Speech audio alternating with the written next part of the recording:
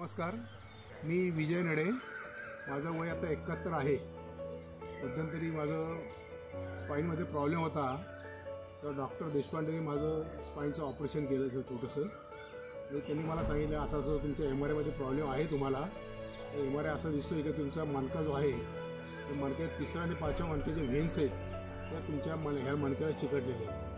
त्यामुळे blood circulation होत आहे, त्यामुळे तुमच्या कमरेपासून संपूर्ण तुम्हाला तो त्रास होतो. त्याच्यामुळे तर म्हणलं डॉक्टर म्हणलं ठीक आहे, काय हरकत नाही, जे असेल ते म्हटलं मला सर्जरी माझी करायची तयारी आहे. तर डॉक्टरांनी माझी सर्जरी केली.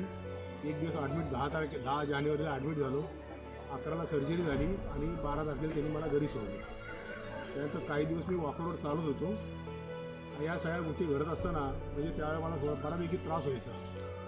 पण आता आज रोजी म्हणजे आज जवळजवळ नाही म्हटलं की 1.5 महिना झाला, हे सगळे गोष्टी इक्विपमेंट माझे मला व्यायामाची आवड आहे, तेव्हा मी सगळे व्यायाम अगदी व्यवस्थित करतो. हे स्पाईनचं ऑपरेशन करत असताना म्हणजे कोणी घाबरू नका, हे सगळं व्यवस्थित आहे आणि डॉक्टरच्या सल्ल्याप्रमाणे या सगळ्या गोष्टी करतो आहे.